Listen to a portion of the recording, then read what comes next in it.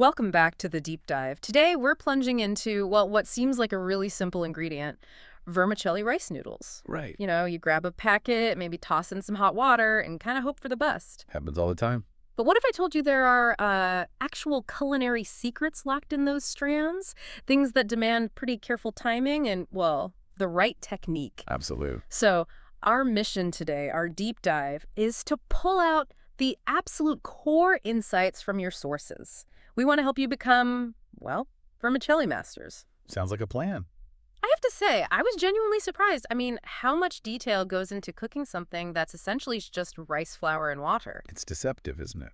It really is. It's not just filler, it's foundational. And hey, a quick win right off the bat, they're naturally gluten-free. Which is huge for a lot of people. Definitely. And it's true. Their global reach is fascinating. You might know them as bun in Vietnam, maybe Mia Mathans in Chinese cooking, but they pop up everywhere. Thai dishes, Filipino pancit. I've even seen them used in sort of French-Vietnamese fusion.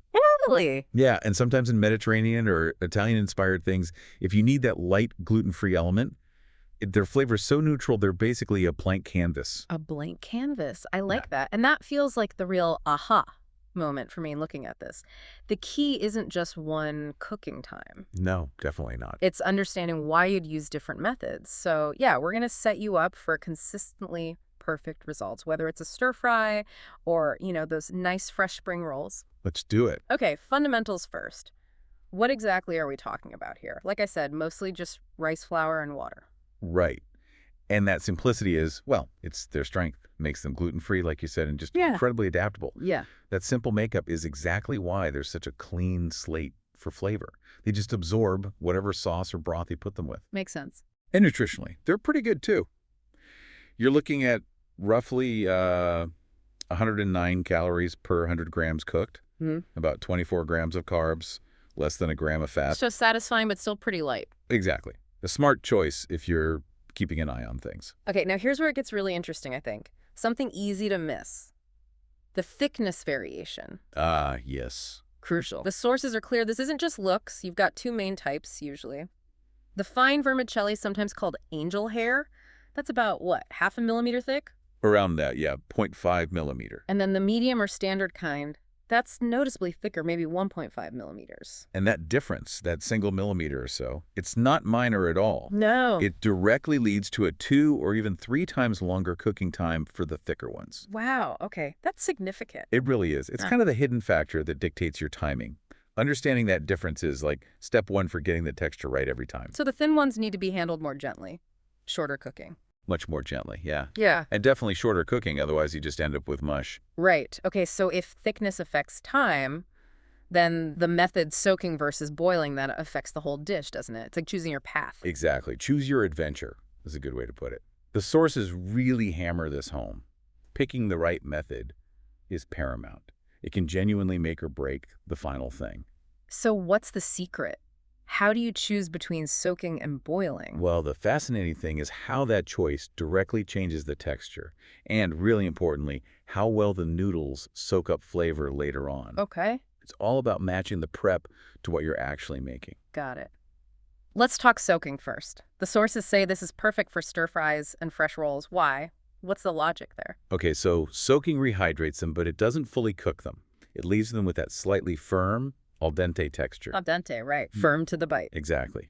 And that firmness is key because it helps them hold their shape when you toss them in a hot work later or when you roll them up tight in a spring roll. Ah, so they don't just fall apart or get mushy? Precisely.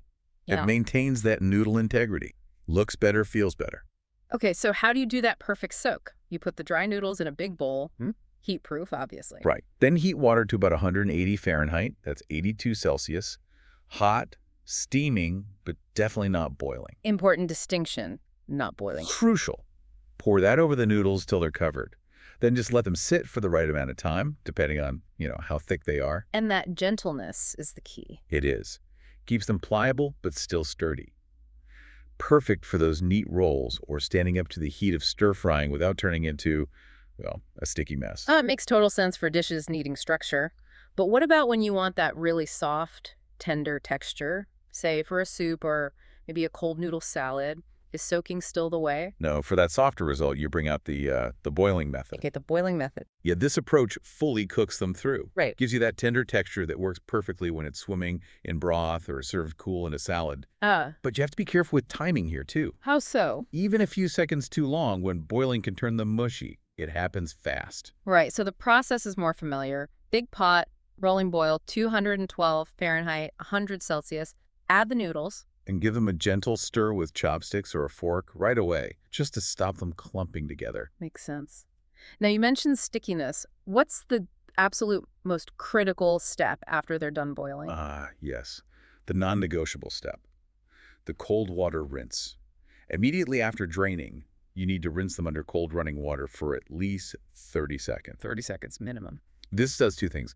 Stops the cooking instantly and, maybe more importantly, washes off all that excess surface starch. Which is what makes them gummy. That's the main culprit, yeah. Skip the rinse, you get sticky noodles every time. That cold rinse tip is brilliant. Okay, so for people aiming for perfection, do the sources give us, like, exact times, a cheat sheet? They do. And this is where precision really pays off. These noodles change texture so quickly. Knowing the benchmarks is super helpful. Let's hear them. Okay, for the finer angel hair type, the really thin ones, 0.5 millimeter. If you're soaking in that 180 degrees F1 water, just 3 to 5 minutes. Super quick. If you're boiling in 212 degrees F water, even quicker, only 1 to 2 minutes. Wow, 1 to 2 minutes boiling. That's fast. It really is. Now, for the medium or standard vermicelli, the 1.5 millimeter ones, soaking in 180 degrees F1 water takes longer, 7 to 10 minutes. Boiling in 212 degrees F water, you're looking at 3 to 5 minutes. Okay, 3 to 5 minutes boiling for the standard ones. Those numbers are gold. They're your baseline for consistency. Write them down. Definitely. But, in the middle of cooking, things get hectic. Yeah. So is there a quick way to test if they're perfectly done, especially with those super short times? Yeah, good question. The best way is to test a single strand about 1 minute before the minimum time is up. Okay, what am I looking for? It should bend easily without snapping. And when you bite it, it should feel tender, but still have a tiny bit of firmness right in the middle. Not hard, just substantial. Tender with slight firmness. Got it. That's the sweet spot. That's exactly it, that perfect balance. Okay, we've all been there.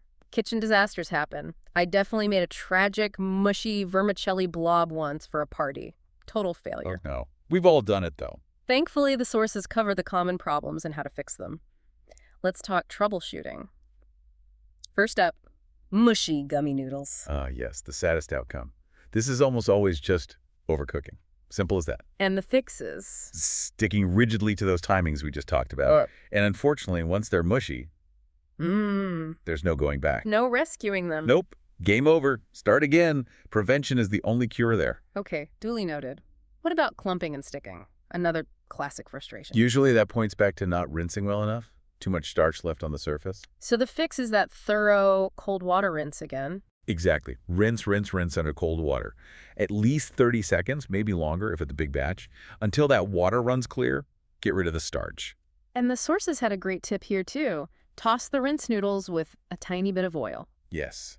Brilliant tip. About 1 teaspoon of neutral oil, like canola, maybe sesame per 8 ounces of dry noodles. Just toss it gently right after rinsing. It really helps prevent sticking as they cool. Smart. Okay. What if they're undercooked or brittle? That means something went wrong with temperature or timing. If you were soaking, maybe the water wasn't hot enough, needs to be steaming, that 180 degrees Fahrenheit.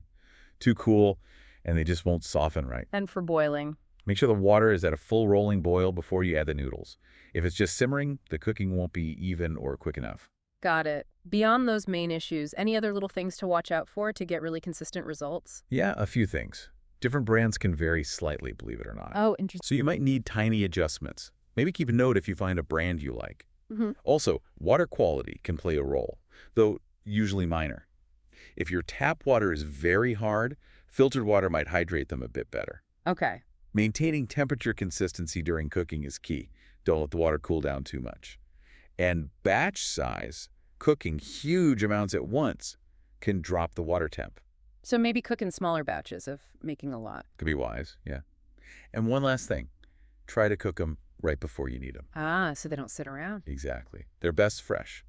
Letting them sit for too long, even cooked perfectly, can affect the texture. That makes sense. Wow, okay. So putting it all together, if we nail this technique, the possibilities really open up, don't they? Oh, absolutely. Perfect vermicelli is the foundation for so many amazing dishes. It really shows off its versatility across Asian cooking and, like we said, even beyond. Let's talk specifics. Cold noodle salads. They sound perfect for summer. They are, because the noodles absorb all those bright flavors but keep their nice texture. Think bun thit nung, that amazing Vietnamese grilled pork salad with herbs, pickles, fish sauce. Yeah, classic. Or bun ga nung with grilled chicken. You could even do a fusion thing, maybe a vermicelli salad with a spicy peanut sauce. Delicious. I am hungry now.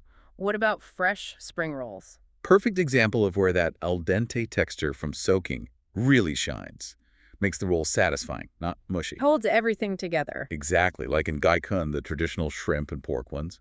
Or you could do vegan rolls with tofu and herbs. The noodles provide that essential structure and bite. And stir fries. You mentioned a specific technique there. Yes, crucial timing. Add the soaked and rinsed noodles right at the end, like the last 60 to 120 seconds of cooking in the wok. Just long enough to heat through and grab the sauce? Precisely. They absorb flavor without getting overcooked and mushy. Perfect for things like Singapore-style noodles, with the curry powder. Oh, Or just a simple chicken and veggie stir-fry. yeah. The noodles stay distinct, but become part of the dish. Love it. And finally, soups. How do you keep them perfect in hot broth? Another key technique here.